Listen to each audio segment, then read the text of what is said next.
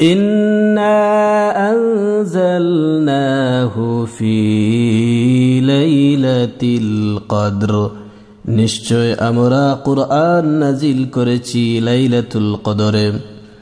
এখানে বলা হয়েছে আমি কদরের রাতে কুরআন নাজিল করেছি। আবার অন্যত্র বলা হয়েছে শাহরু রমাদানাল্লাযী উনজিলা ফীহিল কুরআন, রমজান মাসে কুরআন শরীফকে নাজিল করা হয়েছে। এ থেকে জানা যায় নবীজি সাল্লাল্লাহু আলাইহি ওয়াসাল্লামের কাছে হেরা গুহায় যে রাতে আল্লাহর ফেরেশতা ওহী নিয়ে এসেছিলেন সেটি ছিল রমাদান মাসের একটি রাত। এই রাতকে এখানে কদরের রাত বলা হয়েছে। সূরা দুখানে এটাকে মুবারক রাত বলা হয়েছে ইন্না আনজালনাহু ফি লাইলাতিন মুবারাকাহ, অবশ্যই আমরা একে একটি বরকতপূর্ণ রাতে নাজিল করেছি। এই আয়াত থেকে পরিষ্কার জানা যায় যে কুরআন পাক লাইলাতুল কদরে অবতীর্ণ হয়েছে। এর এক অর্থ এই যে সমগ্র কুরআন লৌহে মাহফুজ থেকে লাইলাতুল কদরে অবতীর্ণ করা হয়েছে। অতঃপর জিবরিল আলাইহিস সালাম একে ধীরে ধীরে 23 বছর ধরে রাসূলুল্লাহ সাল্লাল্লাহু আলাইহি ওয়াসাল্লামের কাছে পৌঁছাতে থাকেন। দ্বিতীয় অর্থ এই হল এই রাতে কয়েকটি আয়াত অবতরণের মাধ্যমে কুরআন অবতরণের ধারাবাহিকতা সূচনা হয়ে যায়। এরপর অবশিষ্ট কুরআন পরবর্তী সময়ে ধাপে ধাপে পূর্ণ 23 বৎসরে নাজিল করা হয়। কুরআন মজিদের সুস্পষ্ট বর্ণনা দ্বারা একথা প্রমাণিত হয় যে লাইলাতুল কদর রমজান মাসে, কিন্তু সঠিক তারিখ সম্পর্কে আলেমগণের বিভিন্ন উক্তি রয়েছে যা সংখ্যায় 40 পর্যন্ত পৌঁছে। এসব উক্তির নির্ভুল তত্ত্ব এই যে লাইলাতুল কদর রমজান মাসের শেষ 10 দিনের মধ্যে আছে, কিন্তু এরও কোনো তারিখ নির্দিষ্ট নেই, বরং যে কোনো রাত্রিতে হতে পারে। আবার প্রত্যেক রমাদানে তা পরিবর্তিতও হতে পারে। সহিহ হাদিস দৃষ্টি এই 10 দিনের বেজুর রাত্রিগুলোতে লাইলাতুল কদর হওয়ার সম্ভাবনা অধিক। রাসূলুল্লাহ সাল্লাল্লাহু আলাইহি ওয়াসাল্লাম বলেন, রমাদানের শেষ দশকে লাইলাতুল কদর অন্বেষণ করো।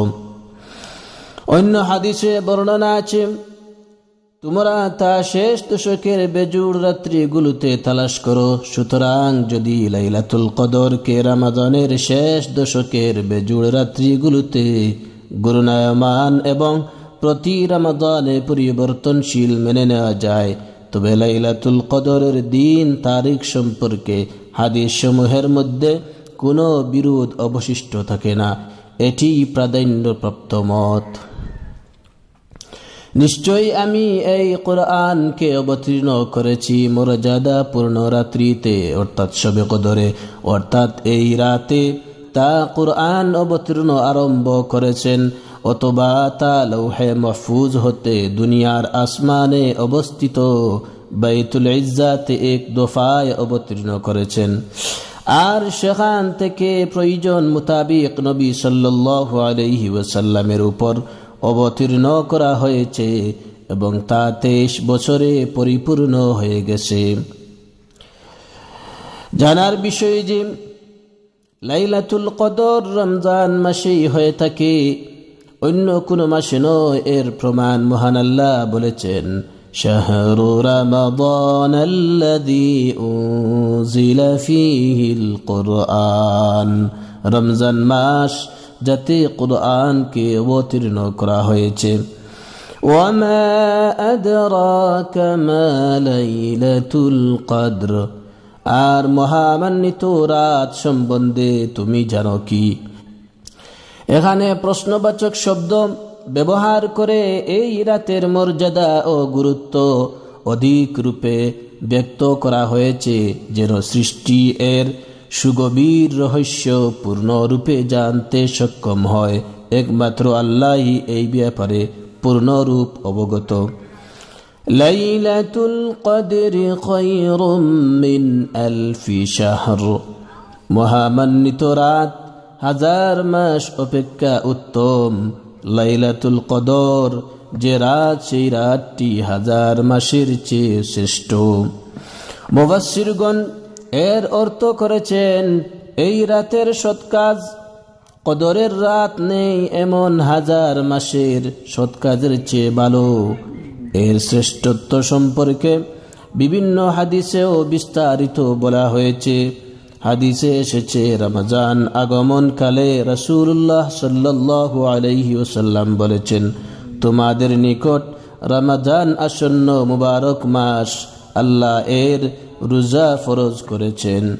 এতে জান্নাতের দরজাসমূহ খোলা হয়ে থাকে এবং জাহান্নামের দরজাসমূহ বন্ধ করে দেয়া হয়, শয়তানগুলোকে বেঁধে রাখা হয়। এতে এমন এক রাত রয়েছে যা হাজার মাস থেকে উত্তম।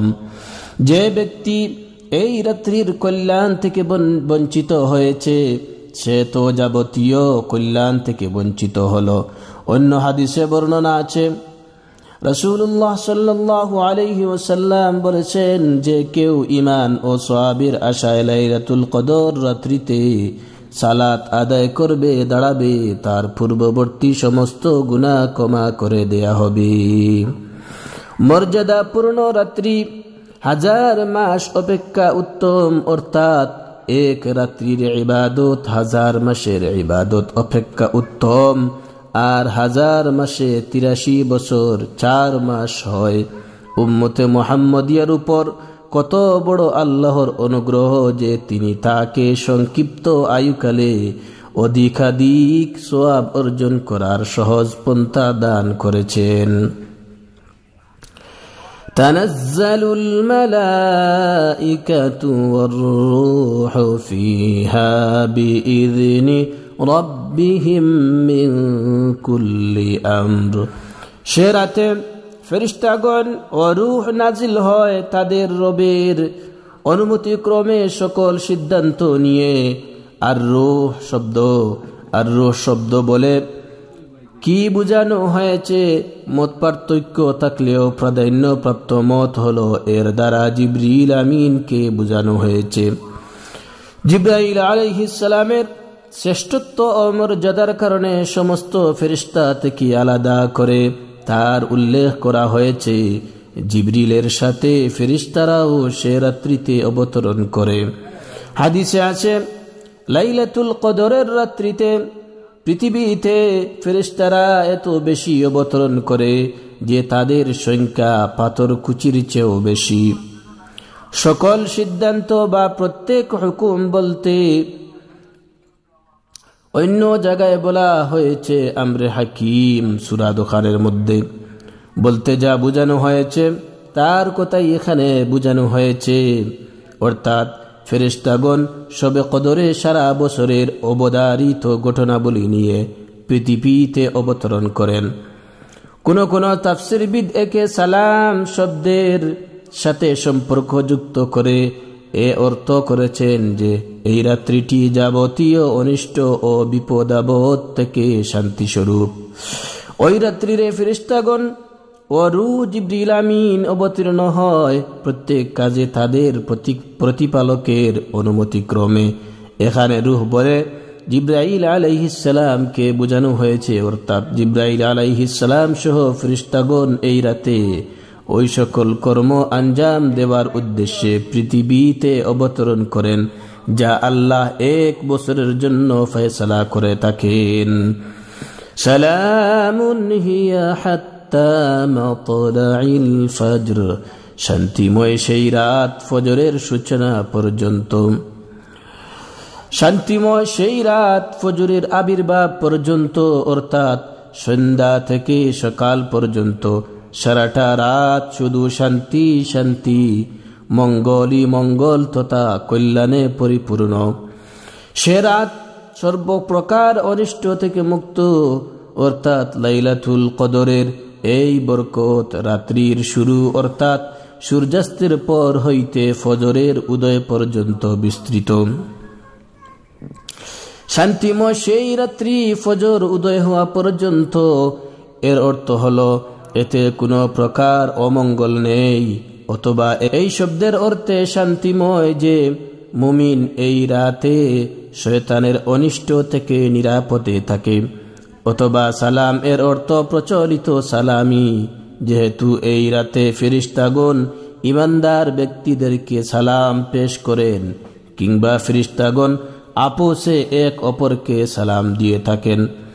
শবে কদর রাত্রের জন্য নবী সাল্লাল্লাহু আলাইহি ওয়াসাল্লাম খাস দুআ বলে দিয়েছেন, আল্লাহুম্মা ইন্নাকা আফুউন তুহিব্বুল আফওয়া ফা'ফু আন্নি, অর্থাৎ হে আল্লাহ, নিশ্চয় তুমি ক্ষমাশীল, ক্ষমাকে পছন্দ করো, অতএব তুমি আমাকে ক্ষমা করে দাও।